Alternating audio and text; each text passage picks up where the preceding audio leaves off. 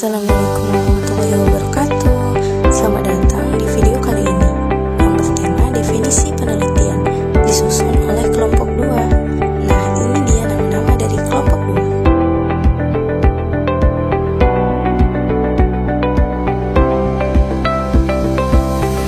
2. Mari kita lanjut. Secara umum, sosiologi adalah suatu ilmu pengetahuan yang mempelajari masyarakat secara keseluruhan, yakni hubungan antara manusia dengan manusia, manusia dengan kelompok, kelompok dengan kelompok, baik formal maupun material, baik statis maupun dinamis. Nah, definisi penelitian menurut para ahli, menurut Suhejowono Suekarto, penelitian adalah kegiatan ilmiah yang berpusat pada analisis, dilakukan dengan sistematis dan konsisten, bertujuan untuk mengungkapkan kebenarannya.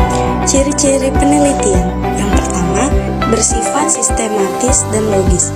Artinya, penelitian dilaksanakan melalui prosedur atau langkah-langkah yang berurutan. Selain itu, penelitian juga harus dibuat secara logis dan tidak memanipulasi hal apapun di dalamnya. Yang kedua, bersifat ilmiah. Artinya, hasil penelitian harus bisa dipertanggungjawabkan serta bisa dibuktikan kebenarannya. Maka, penelitian harus menyajikan berbagai data atau penemuan fakta. Yang ketiga, efisien dan bermanfaat. Artinya, penelitian harus disusun seefisien mungkin dan bisa dipahami oleh banyak kalangan. Selain itu, penelitian juga harus memiliki kontribusi bagi pengembangan ilmu pengetahuan.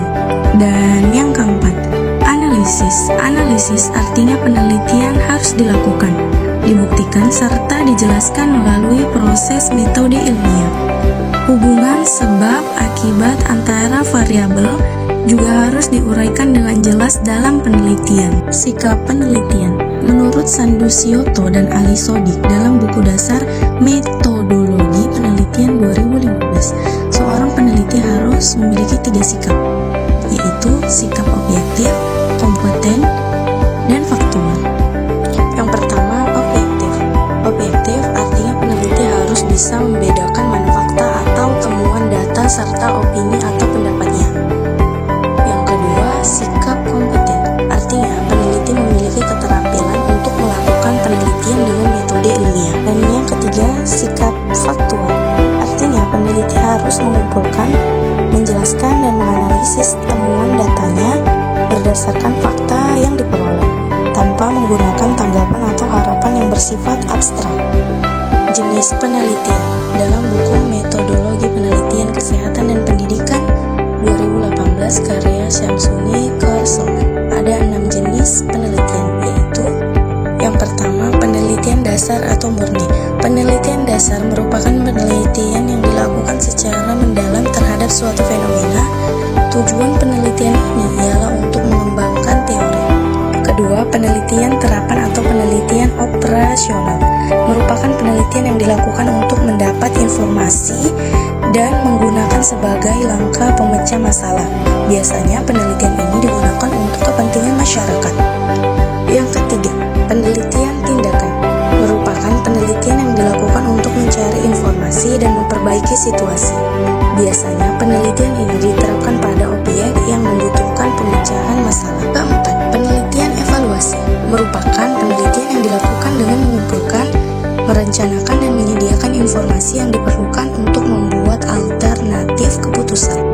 5. Penelitian pengembangan merupakan penelitian yang dilakukan untuk mengembangkan sebuah produk yang biasanya berkaitan dengan pendidikan ataupun pengajaran.